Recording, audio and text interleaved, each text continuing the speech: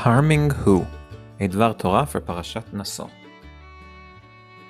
When I tried picturing in my brain the different topics discussed in Parashat Naso, I immediately remembered 5 of them.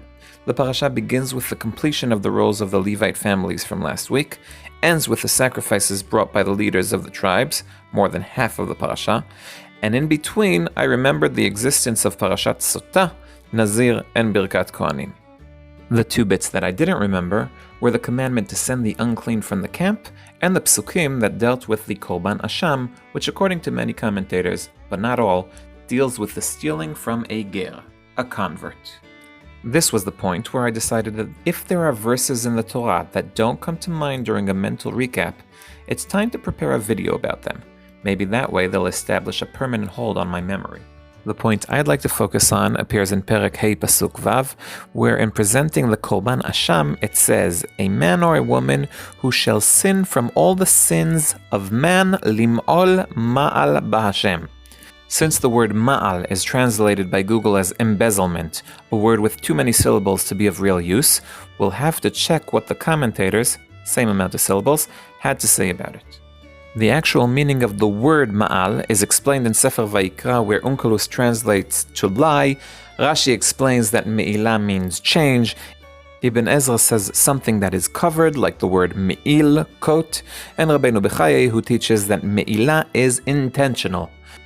But what I want to find out is, what change was deliberately hidden falsely in our case?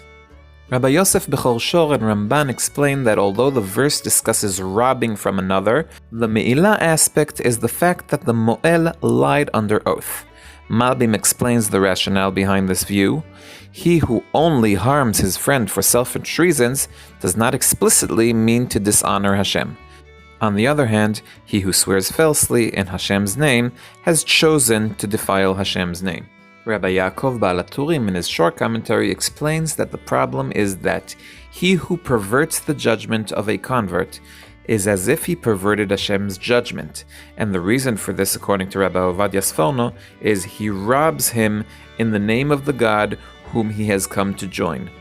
And Rabbi Shimshon Raphael Hirsch adds that every such sin against his friend is a breach of trust in God, for God is the guarantor of honesty in all business negotiations between human beings.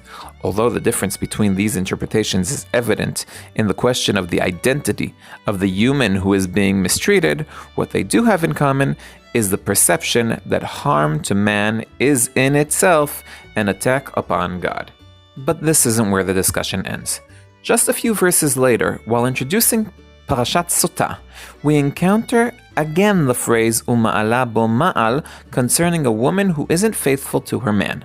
Here too, there were those who felt the need to find out who the me'ilah was perpetrated towards. And although most commentators choose not to comment, probably due to the fact that the verses speak explicitly about the relationship between a man and his wife, Midrash Bamidbar Rabbah chose to point out that 2 me'ilot took place, one against Hashem and the other against her husband. And according to Sforno, she desecrated the sanctity of God by doing harm with the wonderful tools of embracing and kissing when she used them with someone other than her partner. And although there are a number of commentators who point out a connection between the Parshiot, such as Ibn Ezra, who claims it's a relationship of cause and effect, and Rashar Hirsch, who says that every social interaction, from trade to marriage, is fundamentally sacred to God, I personally like what Rabbi Levi ben Gershom had to say. According to Ralbag, the purpose of the first parasha is to remove all quarrel from the entire Israeli people. But this can't be done without dealing with the most fundamental unit of society, the family. This according to what has been taught in political philosophy. And therefore, both parshiot are written side by side, and in my opinion, this is also a reason for strengthening the relationship between them with the similar phrase, ma'al. And I'd like to end with another thought. The point of disagreement between the 2 interpretive approaches, where according to one approach, a sin towards God receives the serious label me'ilah, compared to a harm caused to a fellow man that does not, while the second approach claims that sin towards a person is in itself a sin towards God, seems to be that according to one approach, hurting a person is less severe than the sin towards man. This in compared to the second approach, which claims they are equal. This reminds of the way Eli chastises his sons. If a man sins against a man, God shall forgive him. But if he has sinned towards God, to whom shall he pray?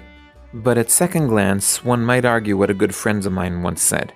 I don't want to be nice to anyone just because it's written in the Mishnah Berurah.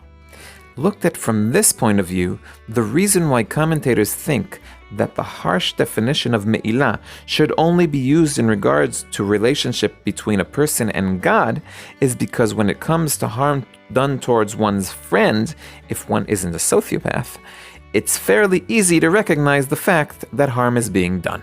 He's standing right in front of me. What requires special treatment, because it can't be seen with our eyes, is the divine damage done when harming our friends. Did you enjoy this video? If so, subscribe and forward it to a friend. I'm Dovi Holtz, one who loves Tanakh.